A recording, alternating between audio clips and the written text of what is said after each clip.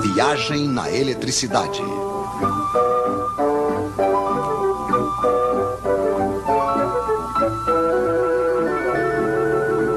Os Três Mosqueteiros.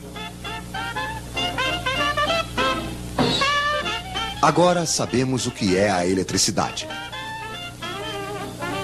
Entre dois fios, liga-se um gerador. Dentro de um dos fios, temos elétrons demais. Dentro do outro, falta. No outro lado dos fios, os elétrons passam através de um receptor, desprendendo energia. Isso faz uma corrente de elétrons. É muito simples.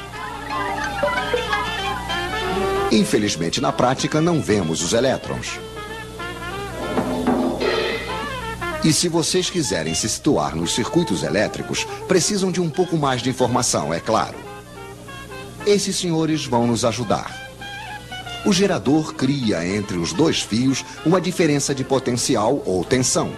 Isso é medido em volts. Obrigado, Sr. Volta. O gerador pode ser uma pilha, uma bateria de carro ou simplesmente uma tomada.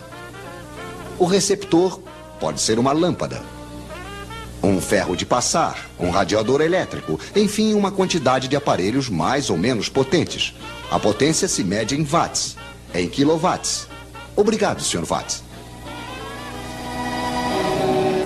Assim que o receptor é ligado ao gerador, uma corrente passa e não se precisa ser diplomado em eletricidade para compreender que se ligarmos uma lâmpada 2 vezes mais potente, vai passar uma corrente 2 vezes mais intensa. Isso supondo que a quantidade de volts não tenha mudado.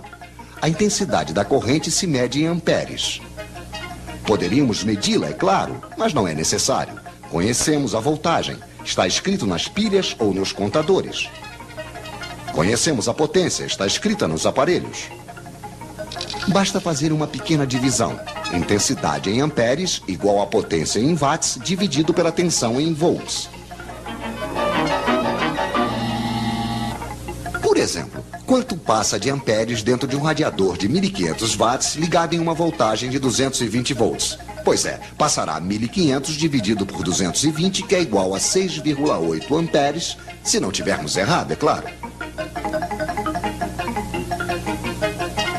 Mas acho que os senhores nos prepararam um pequeno exercício. Em uma mesma tomada, eles vão ligar 3 lâmpadas de 100 watts, um radiador de 1500 watts, uma torradeira de 760 watts e um forno elétrico de 3000 watts.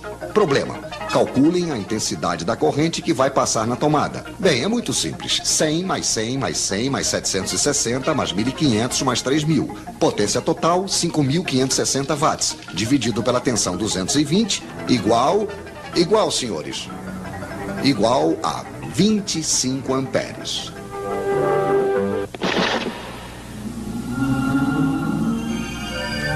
Pois é, não passou absolutamente nada.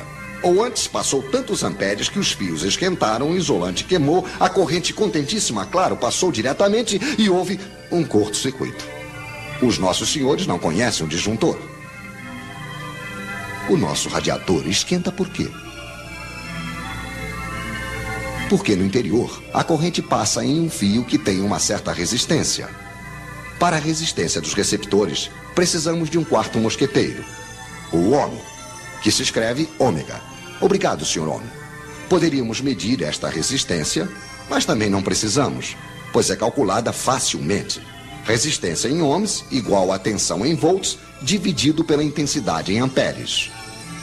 O seu radiador, que deixa passar uma corrente de 6,8 amperes, terá uma resistência de 32 ohms. Mas é realmente interessante saber disso? Sim, pois os fios que vão para o radiador também têm uma certa resistência. Se eles são finos demais, longos demais e estão em péssimo estado, terão a mesma resistência que o radiador e vão desprender o mesmo calor que este, o que será suficiente para fundir o isolante. Moral da história: fiquem atentos para não deixar passar amperes demais em seus fios.